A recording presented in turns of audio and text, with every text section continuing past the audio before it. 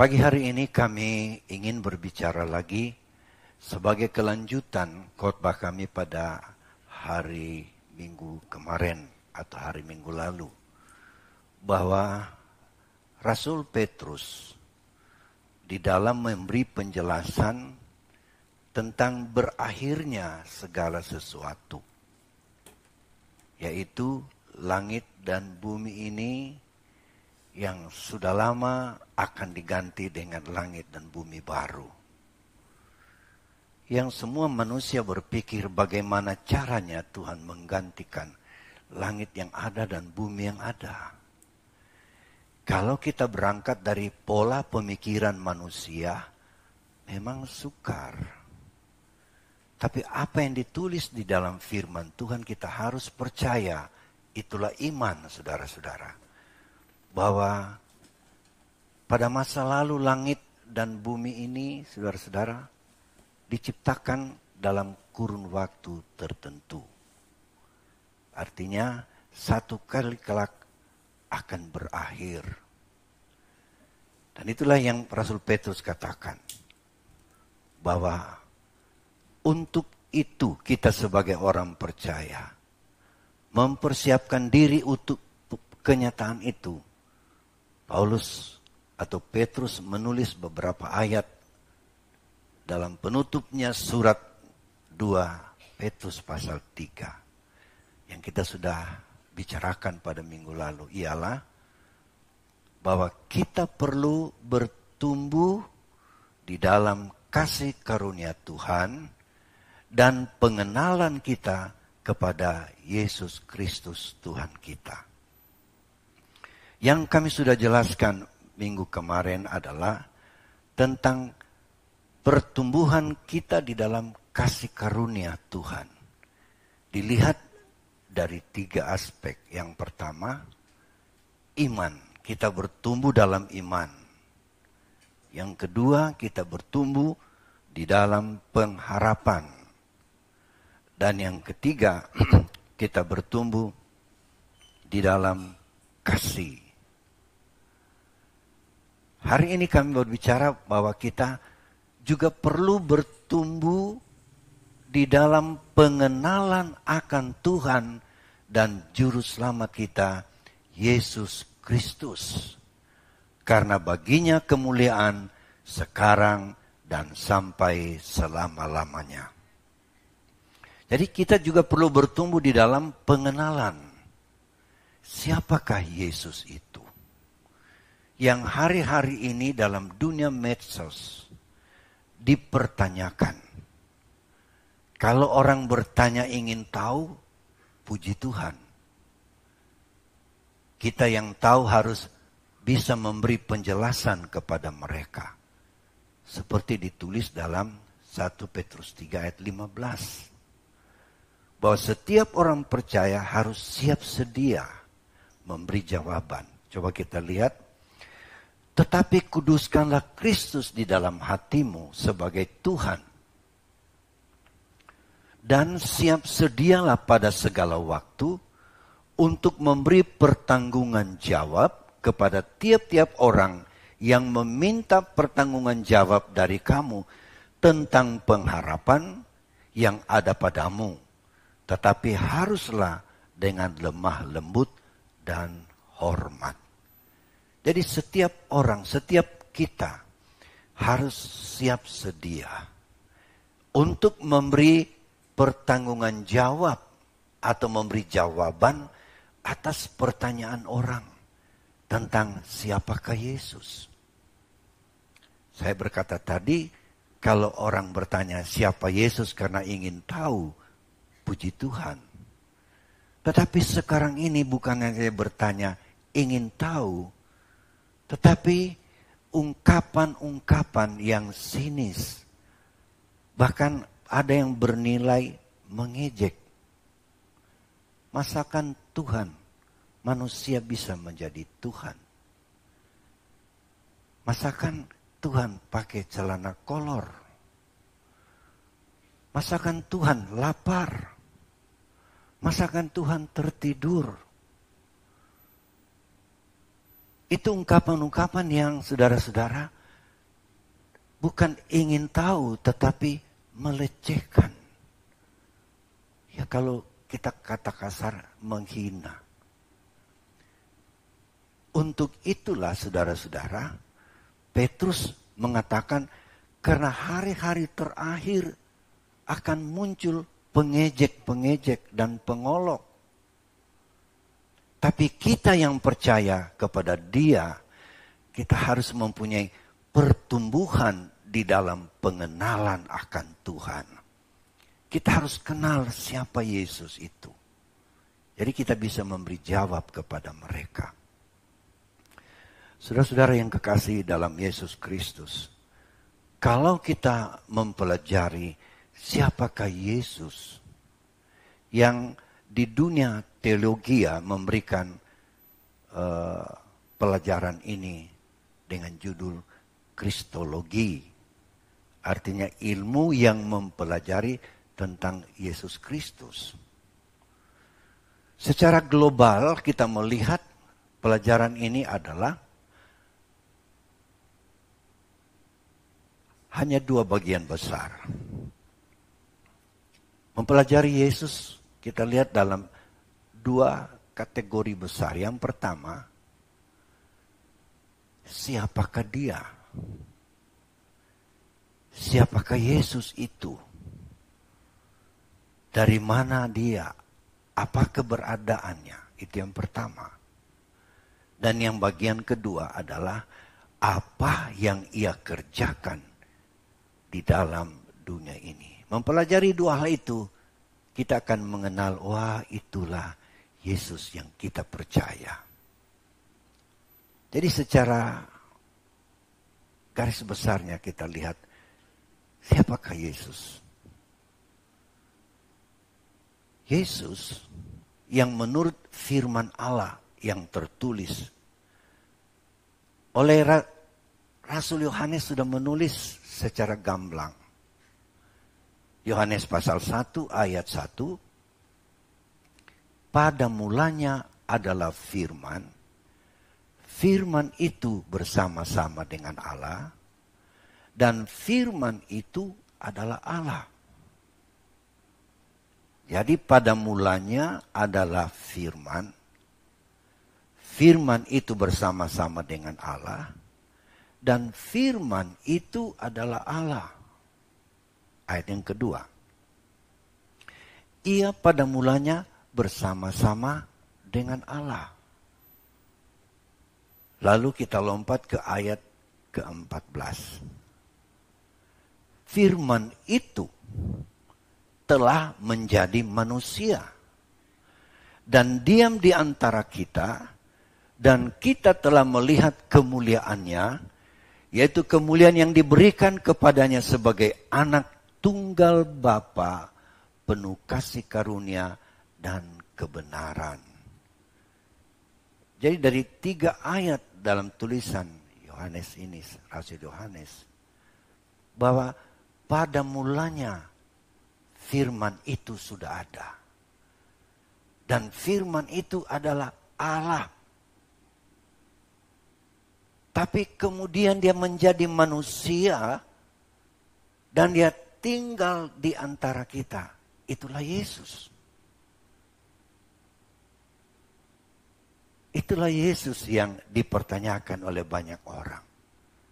Dari ayat ini kita lihat bahwa Dia sudah ada sebelum segala sesuatu ada.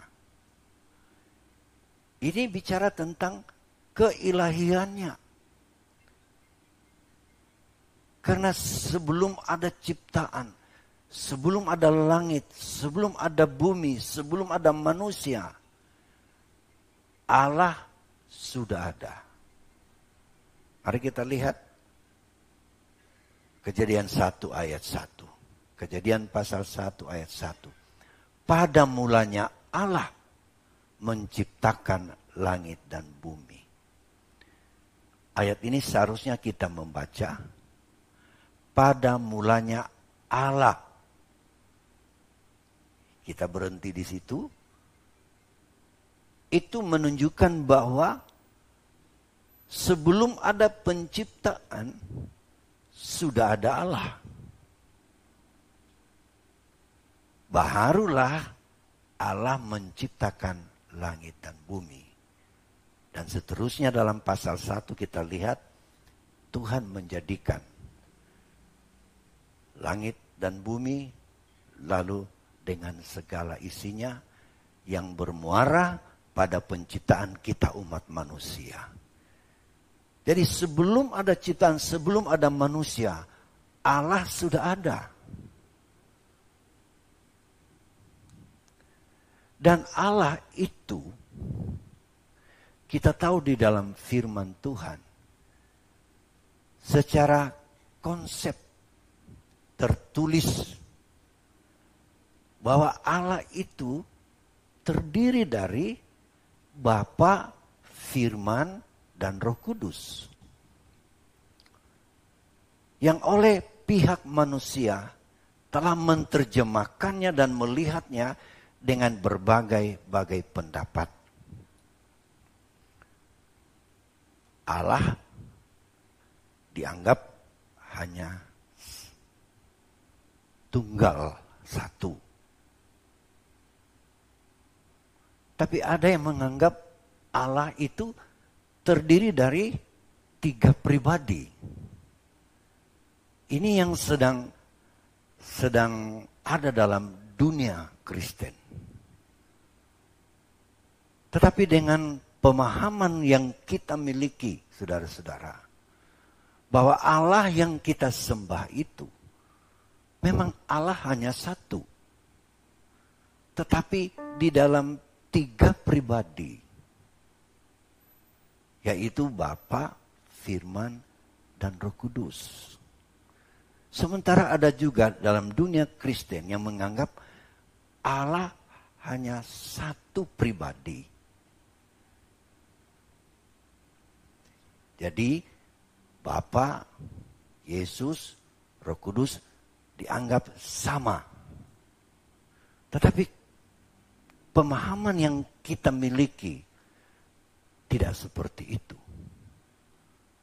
Karena bagaimana Allah dan firman-Nya, saudara-saudara, yang kita baca, yang dijelaskan, yang dirumuskan oleh para teolog dan oleh Roh Kudus memberikan pencerahan untuk memahami bahwa sebenarnya ada 3 pribadi Allah, walaupun dalam satu hakikat atau dalam satu esensi. Sama itu Allah, tapi dalam 3 pribadi. Kalau kita lihat Markus pasal 1 ayatnya yang ke-11. Lalu terdengarlah suara dari sorga, engkaulah anakku yang kukasihi, kepadamulah aku berkenan. Ini dalam kasus pembaptisan Yesus di Sungai Yordan. Di sana ada suara dari sorga kedengaran. Itu juga ditulis dalam Matius pasal 3. Tapi kita lihat saja Markus 1 ayat 11. Engkaulah anakku yang kukasihi, kepadamulah aku berkenan. Ini pernyataan siapa? Suara siapa? Ya, Bapa, karena berkata engkaulah anakku yang kukasihi. Jadi Bapa memberikan satu pernyataan bahwa Yesus adalah anak. Lalu kita lihat dalam Yohanes 11 ayat 41. Yohanes 11 ayat 41. Maka mereka mengangkat batu itu, lalu Yesus menengadah ke atas dan berkata, Bapa, aku mengucap syukur kepadamu karena engkau telah mendengarkan aku. Ini dalam peristiwa apa? Yesus membangkitkan Lazarus. Pada waktu Yesus sudah ada di muka atau di depan pintu kuburnya Lazarus. dia berdoa. Dia menengadah ke atas. Apa yang dia katakan? Bapa, aku mengucap syukur. Ucapan syukur ini ditujukan kepada siapa? Kepada Bapa. Oleh anak, itulah Yesus Kristus. Apakah ini bukan memberi gambaran ada dua pribadi, pribadi Bapa dan pribadi anak? Aku mengucap syukur kepadamu karena engkau telah mendengarkan aku.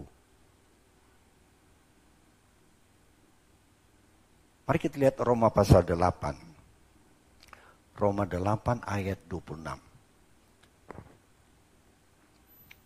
Demikian juga roh dalam kelemahan kita.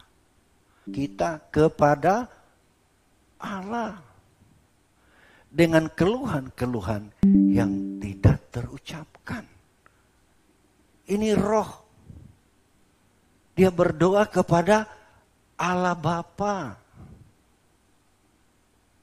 Saudara, kita lihat di sini ada tiga pribadi yang saling menyapa satu dengan yang lain. Bapa menyapa anak, anak menyapa Bapa, dan Roh Kudus menyapa Bapa. Berarti bisa berbicara satu dengan yang lain. Sehingga dalam Yeremia 23 yang selalu kami sentil di sini, ayat 18 dan 22, bahwa ada dewan musyawarah surga. Bagaimana kalau cuma seorang bisa bermusyawarah? Bermusyawarah artinya mendengar usulan dan pendapat yang satu, dipertimbangkan yang lain. Tapi kalau hanya satu pribadi, bagaimana bisa bermusyawarah? Itulah sebabnya dengan pemahaman Allah yang kita sembah adalah Allah yang Tritunggal. 3 di dalam 1 dan 1 di dalam 3. Bisa dibedakan, tapi tidak bisa dipisahkan. Hanya satu Allah. Hanya satu sesembahan kita. Itulah Allah, Bapa, Anak, dan Roh Kudus. Dengan dasar ini, kita bisa tahu siapakah Yesus. Kenapa dia datang ke dunia? Kita baca dulu Galatia 4 ayat 4.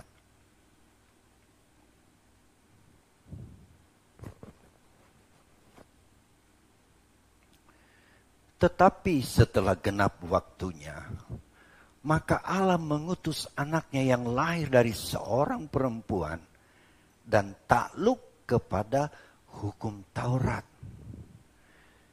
Setelah genap waktunya, Allah mengutus anaknya yang lahir dari seorang perempuan. Dalam ayat ini kita melihat ada 2 bagian besar yang secara bersama-sama menyatakan rencana Allah bagi kita manusia. Yang pertama kita lihat, setelah genap waktunya, maka Allah mengutus anaknya. Ini bicara tentang kealahan yang ada di sorga. Ini bicara kealahan yang ada di sorga. Allah mengutus anaknya. Bagian yang kedua kita lihat, yang lahir dari seorang perempuan.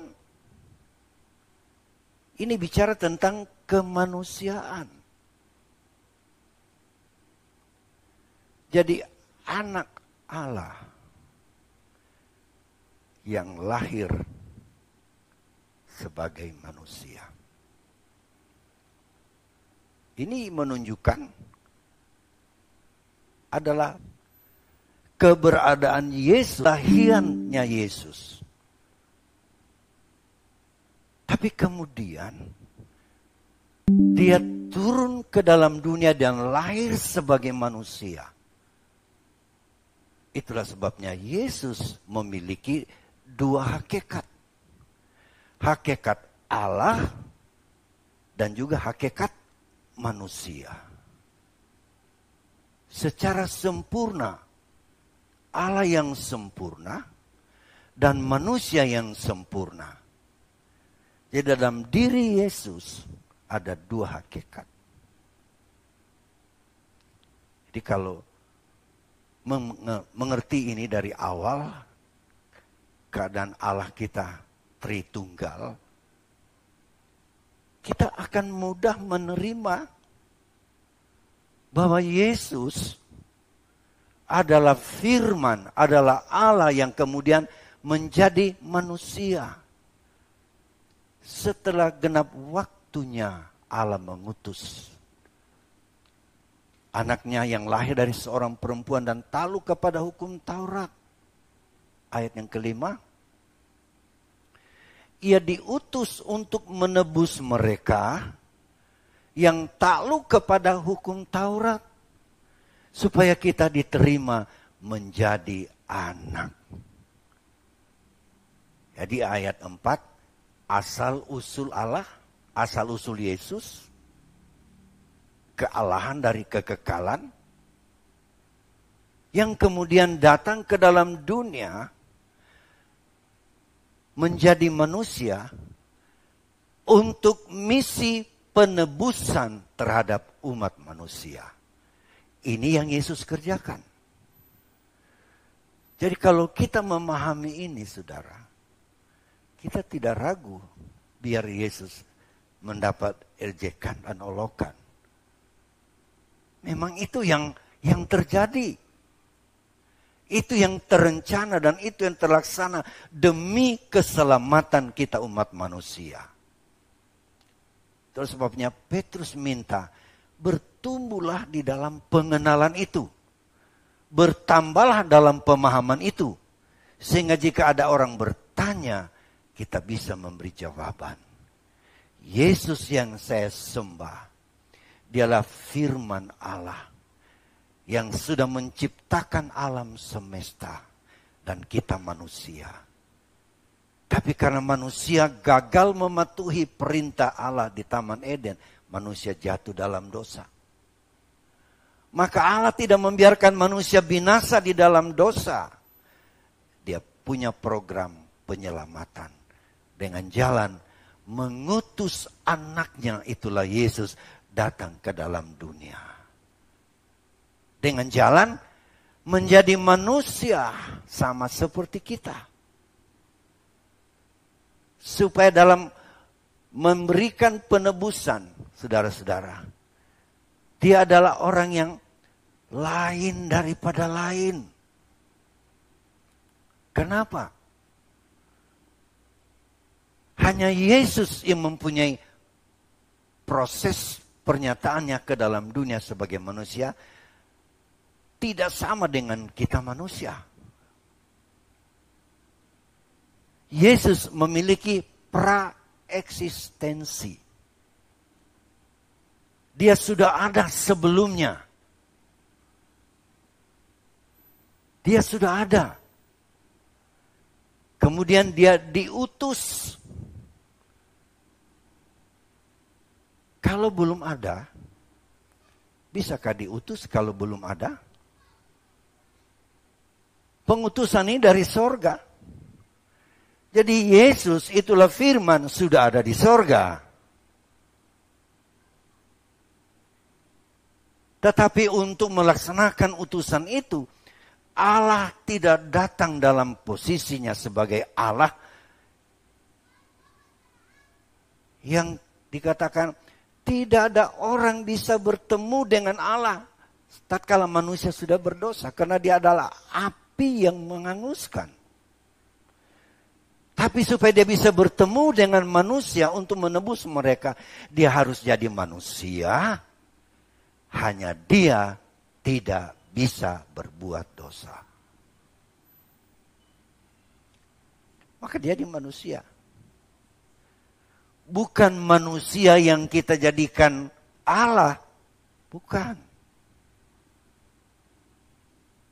Tetapi adalah Allah mengambil hakikat manusia untuk membungkus dirinya, tampil sebagai satu pribadi manusia, tapi dia juga adalah Allah. Untuk bisa menjadi penebus bagi kita yang berdosa. Jadi ini kita perlu mengerti supaya kita kuat. Yang banyak kali ada kata-kata ajakan, kata-kata dorongan, yaitu sekali Yesus tetap. Tapi kalau pengertian kita tentang Yesus cetek. Kalau datang orang mengolok, datang orang membujuk, tinggalkan Yesus itu manusia. Dia cuma nabi. Dia cuma utusan. Lalu kita mulai bimbang. Oh iya cuma manusia, cuma utusan. Dia bukan Allah. Bimbang. Dan banyak peristiwa orang tinggalkan Yesus seperti itu karena pengertiannya tidak kuat tentang Yesus. Sehingga di dalam Alkitab ditulis di akhir zaman akan banyak orang yang gugur dari imannya terhadap Yesus. Apalagi di dunia yang semakin sulit. Sehingga orang-orang atau manusia pasti mencari sesuatu yang bisa menjadi perlindungannya, memenuhi kebutuhannya, memberi jaminan dalam hidupnya. Karena semakin besar tekanan hidup di bumi ini, orang cenderung akan mencari pertolongan. Siapa yang bisa memberi jalan keluar? Dan di saat-saat seperti itulah kalau ada tawaran yang menggunakan pengertian yang salah tentang Yesus, banyak orang Kristen akan menjadi gugur imannya. Tapi kalau kita mengerti Yesus adalah Allah yang datang ke dalam dunia ini menjadi juru selamat, dia tidak akan goyah apapun yang terjadi. Benar-benar sekali Yesus, tetap Tuhan Yesus. Jadi kita lihat Paulus menjelaskan bahwa Yesus diutus datang ke dalam dunia. Jadi di sini ada dua hakikat. Dia sebelumnya adalah Allah, kemudian diutus. Saya katakan tadi tidak mungkin dia diutus kalau dia belum ada. Beda dengan kemanusiaan kita. Sebelum kita lahir, kita ada di mana? Sebelum saya dan saudara lahir, kita ada di mana? Ya? Belum ada. Tapi Yesus sebelum lahir, dia sudah ada. Itu beda. Kelahirannya Yesus itu beda dengan kelahirannya manusia.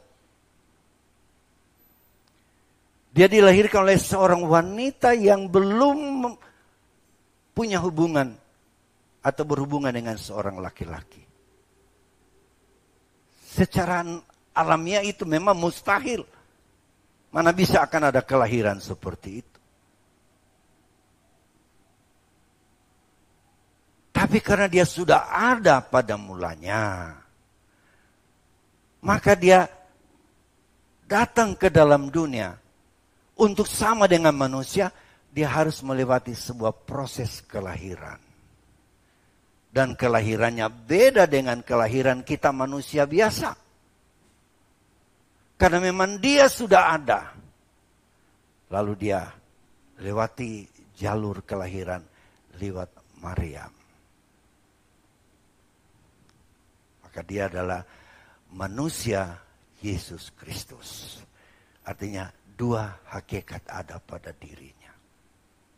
Bisa bilang amin, saudara-saudara? Ya. Dia adalah Allah yang datang untuk menjadi penebusan bagi dosa umat manusia. Jadi memahami ini, mengerti tentang kebenaran ini, kita akan mendapat kekuatan. Di mana saat-saat kita menantikan kenyataan firman Allah digenapi, langit dan bumi akan diganti dengan yang baru. Dalam proses penggantian langit bumi lama dengan yang baru, saudara-saudara, maka gereja Tuhan harus siap sedia di dalam Tuhan. Itu dilihat dalam hal menjabarkan hal-hal terjadi secara kronologis di dalam akhir zaman. Bahwa kita sekarang hidup di akhir zaman, sedang menantikan hari-hari itu, kedatangan Yesus kali yang kedua, untuk memberikan kita langit dan bumi baru. Kita harus punya pengertian tentang Yesus Kristus. Dan dengan mengerti tentang rencana Allah ini, kita akan kuat menghadapi segala sesuatu. Mari kita lihat bagaimana Rasul Paulus dalam mengerti hal ini. Bagaimana firman menjadi manusia, itulah Yesus. Dia adalah Allah dan dia datang ke dalam dunia jadi manusia untuk menebus kita dari salah dan dosa. Walaupun harus melalui ketentuan-ketentuan yang harus Yesus alami, dia jadi manusia. Dia bisa mengalami apa yang dialami oleh manusia, terkecuali dosa, dia tidak lakukan. Bahkan dia menghampakan diri menjadi hamba dan taat sampai mati di atas kayu salib. Pada waktu Paulus mengalami itu, pengetahuan itu, dan mengalami Tuhan Yesus dalam dirinya, dia diubahkan dari seorang penjahat, dari seorang penganiaya orang percaya Yesus, maka dia diubahkan dalam satu pandangan baru. Mari kita lihat dalam Filipi pasal 3. Filipi pasal 3, mulai ayatnya yang ke mungkin 8 saja. Atau ayat-ayat sebelumnya, mungkin ayat 6. Ayat 6 coba. Ya. Ayat 6 ini sebagian kegiatannya sebelum mengenal Yesus. Tentang kegiatan aku penganiaya jemaat. Tentang kebenaran dalam mentaati hukum Taurat, aku tidak bercacat.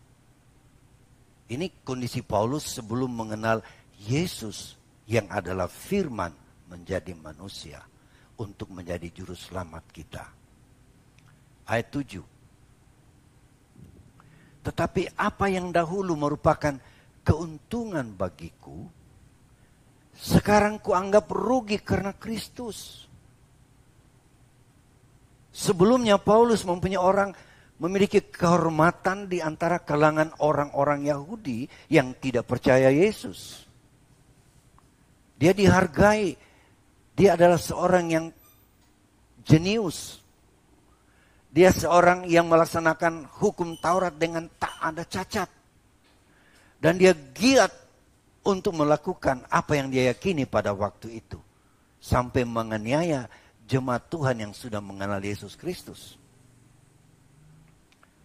Ayat 8. Malahan segala sesuatu yang kuanggap rugi karena pengenalan akan Kristus Yesus Tuhanku. Waktu dia sudah mengenal Yesus Kristus sebagai Tuhannya, apa yang menjadi kebanggaannya masa lalu? Sebagai seorang orang Yahudi yang taat dalam hukum Taurat. Dalam dunia pendidikan, dia dididik oleh seorang maha guru besar, Gamaliel. Dia orang sebagai ilmuwan pada waktu itu dalam soal agama. Dia dianggap orang yang pinter, punya kegiatan yang luar biasa, mendapat surat pujian, mendapat surat kuasa untuk menganiaya orang Kristen dari para Sanhedrin. Tapi waktu dia ditangkap oleh Yesus Kristus, lewat penglihatannya melihat cahaya terang dalam Kisah Rasul pasal 9, dia jatuh ke tanah dan mendengar, Saulus, Saulus, mengapa engkau menganiaya aku? Lalu dia bertanya, siapakah engkau ya Tuhan? Akulah Yesus Kristus yang engkau aniaya.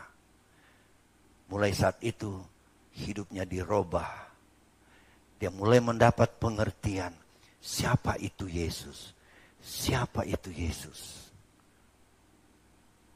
Kalau kita telusuri bagaimana proses panggilan terhadap Saulus menjadi Paulus dan menjadi rasul pilihan Tuhan, dia sangat luar biasa.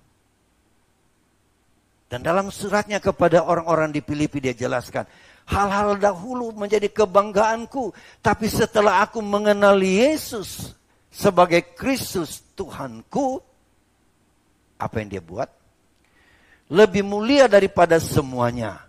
Oleh karena dialah aku telah melepaskan semuanya itu dan menganggapnya sampah supaya aku memperoleh Kristus. Dunianya yang gelap terhadap firman Tuhan dia tinggalkan. Dulu dia di Taurat, melakukan Taurat dengan tidak ada cacatnya. Tapi waktu dia mengenal Yesus sebagai Tuhan dan Juru Selamat, semuanya kebanggaan itu dianggap sampah. Saya baca ini, saya teringat sebuah bacaan yang saya pernah baca. Satu buku yang berjudul Obor Allah di Asia. Itu kira-kira itu judul buku itu. Obor Allah di Asia. Itu adalah seorang jenius juga yang kebangsaan Tionghoa. Dia berada di Amerika, dia belajar. Dalam tulisannya, itu saudara, dia belajar dan dia orang jenius. Cum laude. Dia membawa ijazah dari Amerika. Tapi dia dijamah oleh Tuhan. Dia mengenal Yesus sebagai Juru Selamat. Namanya John Sung. Di atas selamat. Oleh karena dialah aku telah melepaskan semuanya itu dan menganggapnya sampah supaya aku memperoleh Kristus. Ayat selanjutnya. Ayat 10. Filipi 3 ayat 10. Yang ku kehendaki ialah mengenal dia dengan kuasa kebangkitannya. Jadi pengenalannya kepada Yesus Kristus adalah pengenalan yang bertumbuh. Seperti nasihat Petrus tadi. Bertumbuhlah dalam pengenalan kepada Yesus Kristus. Paulus pun demikian. Bukan begitu menjadi rasul percaya Yesus lalu tidak lagi berupaya mencari tahu, mempelajari firman, saudara-saudara. Siapakah sebenarnya Yesus? Paulus belajar terus dan dia berkata, yang ku kehendaki ialah mengenal dia dengan kuasa kebangkitannya dan persekutuan dalam penderitaannya, di mana aku menjadi serupa dengan dia di dalam kematiannya. Terus ayat yang ke-11, supaya aku akhirnya beroleh kebangkitan dari antara orang mati. Jadi upayanya untuk mengenal Tuhan Juru Selamatnya, saudara-saudara, bukan hanya sesaat. Hanya saat dia mendapat penglihatan jumpa dengan Yesus. Kemudian dia dibaptiskan, lalu mata yang buta disembuhkan. Dan dia berhenti mengenal dia. Tidak. Tetapi upayanya mengenal dia. Menjalin hubungan dengan Yesus Kristus dikatakan sampai mati. Sebab dia berkata, supaya akhirnya aku beroleh kebangkitan dari antara orang mati. Apa artinya itu? Artinya adalah dalam hidupnya mencari pengenalan akan Tuhan, melayani Yesus Kristus, menjalin hubungan yang erat dengan Yesus. Sampai kapan? Sampai mati. Sehingga dia berkata, sesudah aku mati, aku juga bangkit sama seperti Yesus bangkit. Itu semangat karena mengenal Yesus sebagai juru selamat. Haleluya. Bagaimana Petrus mengenal Yesus? Mari kita lihat apa yang menjadi ending kehidupan. Paulus setia sampai mati. Karena dia mengenal Yesus Kristus sebagai Tuhan dan Juru Selamat. Rasul Petrus dalam tulisannya, kita lihat dalam 1 Petrus pasal yang kedua. Ya. Ayat 5 saja mulai, kita ayat 5. 1 Petrus pasal 1 ayat 5. 1 Petrus pasal 1 ayat 5. Yaitu kamu yang dipelihara dalam kekuatan Allah, karena imanmu sementara kamu menantikan keselamatan yang telah tersedia untuk dinyatakan pada zaman akhir. Dia berbicara kepada orang-orang yang sudah percaya Tuhan Yesus. Ayat 6. Bergembiralah akan hal itu. Sekalipun sekarang ini kamu seketika harus berduka cita oleh berbagai-bagai pencobaan. Jadi menjadi orang Kristen mengenal Yesus, itu adalah kehidupan yang gembira. Kehidupan yang bersuka cita karena Yesus Kristus. Tetapi kita masih hidup di bumi. Sehingga kita mengalami pencobaan-pencobaan. Diejek, diolok, dianiaya sekalipun saudara-saudara. Itu menjadi pengalaman orang yang percaya kepada Yesus. Namun dalam kegembiraan karena sudah percaya kepada Yesus. Ayat 7.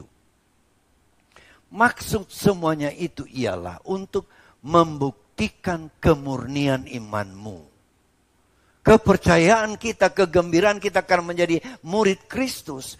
Itu perlu mendapat ujian-ujian. Ujian membuat kita naik tingkat. Ujian membuat kita naik level. Sebagai murid di sekolah tidak bisa naik kelas kalau tidak lewat ujian. Kalau masuk ujian lalu semua jawabannya 0, tidak pernah akan naik kelas, saudara-saudara. Tapi kalau ujian-ujian yang kita alami, kita bisa lewati, itu membuat kita naik level kita. Sebagai anak Tuhan yang tangguh dan kuat iring Tuhan. Jadi ujian-ujian datang sebenarnya membuat kita untuk menjadi kuat di dalam Tuhan. Membuktikan kemurnian imanmu yang jauh lebih tinggi nilainya daripada emas yang fana. Yang diuji kemurniannya dengan api sehingga kamu memperoleh puji-pujian dan kemuliaan dan kehormatan pada hari Yesus Kristus menyatakan dirinya. Ternyata ujian-ujian yang kita alami hidup di bumi ini sebagai orang percaya kepada Tuhan adalah ujian yang membuat kita naik tingkat keimanan kita. Dicontohkan dengan emas. Emas akan menjadi murni kalau lewat pembakaran api. Dibakar, saudara-saudara. Saya pernah tanya, kira-kira nih panasnya api untuk melelehkan, membersihkan emas ini, kira-kira berapa derajat? Oh, itu bukan cuma kalau 100 derajat air mendidih. Tapi kalau sampai 1000 derajat besi meleleh. Emas meleleh, saudara-saudara. Tapi kalau emas dibakar dengan api yang begitu tinggi suhunya, memang dia cair. Tapi ada keuntungannya adalah logam-logam yang lain yang bukan emas akan tersisih. Sehingga menghasilkan emas yang murni. Emas yang murni. Semakin murni emas itu, dia makin mudah dibentuk. Amin. Ya. Sebab kalau cincin kita emas murni, berapa karat kalau murni? 20 berapa? 24 istilahnya. Kalau emas 24 karat, murni itu. Sudah disebut logam mulia. Kalau dibuat cincin, ya terlalu lembut, bisa mencong-mencong, saudara-saudara. Karena memang dia mudah dibentuk. Sehingga supaya dia keras, ditambah lagi unsur logam lain. Supaya dia keras. Saudara. Alkitab ambilkan contoh dengan iman kita seperti itu. Kita dibentuk dan mudah dibentuk sesuai firman Allah. Kita harus menjadi emas yang murni. Haleluya. Bisa bilang amin? Jadi kita lihat Petrus mengatakan demikian. Kita yang sudah mengenal Yesus, kita tidak luput dari ujian. Tapi tujuannya supaya menaikkan tingkat keimanan kita. Ayat yang berikut, ayat 8. Sekalipun kamu belum pernah melihat Dia. Setelah kita mengenal Yesus, siapa Dia sesungguhnya? Dialah Allah, dialah firman menjadi manusia. Untuk apa? Menyelamatkan kita. Kalau kita dalam posisi seperti itu, kita lihat. Walaupun kita belum lihat dengan mata tentang bagaimana postur tubuh Yesus, bagaimana profilnya, saudara-saudara. Tapi kita sudah sangat mengasihinya. Kita belum melihat bagaimana Yesus punya model yang sesungguhnya. Kita dikatakan kita sudah sangat mengasihi. Jadi ini tanda dan ciri khas orang yang sudah mengenal Yesus sebagai juru selamatnya. Mengenal dengan benar siapa Yesus. Yaitulah mengasihinya. Mencintainya. Kita belum lihat. Tapi kita sudah sangat cinta. Sementara fakta di bumi ini kita hidup sebagai manusia normal. Bagaimana kita bisa cinta orang itu kalau kita belum kenal, belum lihat. Sehingga ada ungkapan, tak kenal tak disayang. Tapi kalau kita sudah kenal lewat firman-Nya, siapa itu Yesus, sendirinya kita sudah sangat mengasihinya. Bagaimana tanda, di mana kita tahu parameter apa kita pakai mengukur ini orang cinta Tuhan. Ini orang mengasihi Tuhan. Parameter apa yang kita pakai, saudara-saudara? Ya, Yohanes 14 ayat 15. Yohanes 14 ayat 15. Jikalau kamu mengasihi aku, kamu akan menuruti segala perintahku. Ini parameter untuk kita melihat bahwa seseorang ini benar cinta Tuhan. Yaitu melakukan segala, bukan sebagian perintah Tuhan. Tapi semua yang diperintahkan Tuhan, itu kita lakukan.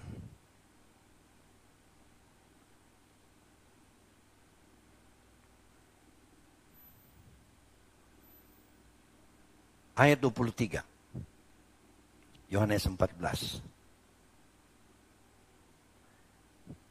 Jika seorang mengasihi aku, ia akan menuruti firman-Ku, dan Bapa-Ku akan mengasihi dia, dan kami akan datang kepadanya, dan diam bersama-sama dengan dia. Bukankah ini sebuah jaminan dari Tuhan? Kalau kita menjadi pelaku firman, semua firman sebagai anjuran, apa yang kita harus lakukan sebagai orang percaya kepadanya, itu tanda kita mengasihi Tuhan. Dan Tuhan Yesus berkata, kalau itu berlaku bagi setiap orang, dia berkata, kami akan datang tinggal bersama dengan dia. Haleluya. Bapakku akan mengasihi dia. Dan dikatakan kami akan datang kepadanya. Wah, Ini dia tinggal di dalam kita, saudara-saudara. Namun kadangkala kita lupa, kita menghadapi berbagai persoalan, kita lupa bahwa sebenarnya dia ada di dalam kita. Dia memberi perlindungan kepada kita, saudara. Karena dia ada di dalam kita, dia bersama-sama dengan kita. Haleluya. Jadi Petrus punya pengalaman dan anjuran mengenal Yesus sebagai juru selamat. Pasti salah satu gejolak yang terjadi adalah kasih kita kepada Tuhan semakin menyala. Semakin kuat, saudara-saudara. Walaupun Yesus kita tidak lihat dengan mata. Saya katakan tadi yang pada dasarnya sebagai manusia normal. Kita mengasihi seseorang paling tidak kita harus lihat mukanya. Memang susah kalau mau misalnya mencari, kalau masa dulu mencari kenal orang saudara-saudara. Susah kan? Tapi sekarang gampang sekali. Dia foto DP diri sini dia kirim sama orang. Sehingga banyak sekali jodoh-jodoh dijual belikan di medsos. Karena foto kita sudah bisa dikirim ke sana. Tapi kalau dulu, ya kita mesti ketemu dulu. Lihat dulu, malu-malu dulu, saudara. Malu-malu kucing dulu. Tapi kalau sudah lihat, boleh juga. Lalu mulai dibangun hubungan. Mulai cari berkenalan. Kenal kepribadiannya. Ini cocok. Oh dia ini begini. Saling mengoreksi supaya seperti mur dengan rat. Mur dengan baut. Kalau baut sendiri saudara-saudara dia perlu mur. Supaya mur bisa cocok, coba dratnya dia sama enggak? Kalau kurang pas lalu dipaksa, akhirnya apa istilahnya? Dol. Rusak. Begitu kita dengan Yesus Kristus. Semakin kita mengerti Yesus punya status datang ke dalam dunia dan apa yang dikerjakannya, maka cinta kita semakin menggebu. Tidak perlu lihat mukanya lagi, saudara. Tutup mata sekalipun, kita percaya Yesus itu adalah pribadi yang terbaik bagi saya dan saudara.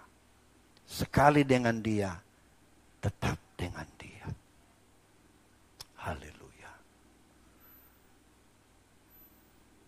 Dapatkah kita mengungkapkan cinta kita pada dia pagi hari ini? Sebab kita kenal. Semakin kita mengenal jauh siapa Yesus itu. Kasih kita semakin kuat. Haleluya. Kita kembali ke ayat tadi dulu sedikit lagi. Dalam 1 Petrus. Pasal 1. Sekalipun kamu belum pernah melihat dia. Namun kamu mengasihinya. Kamu percaya kepada dia, sekalipun kamu sekarang tidak melihatnya. Kamu bergembira karena sukacita yang mulia dan yang tidak terkatakan. Haleluya. Mengasihi dan sukacita itu luar biasa, saudara-saudara. Biar kita cinta seseorang tapi kesedihan selalu terjadi, ya apa gunanya kan? Lalu mengasihi. Sedikit bentrok lagi, hilang kegembiraan. Haleluya. Tapi kalau kasih, kemudian bergembira dengan sukacita, saudara-saudara. Ada masalah, ada riak-riak sedikit, anggap itu, ujian untuk naik tingkat. Sehingga kasih kita semakin kuat. Tidak ada yang bisa ceraikan kita dari Tuhan. Kelaparankah?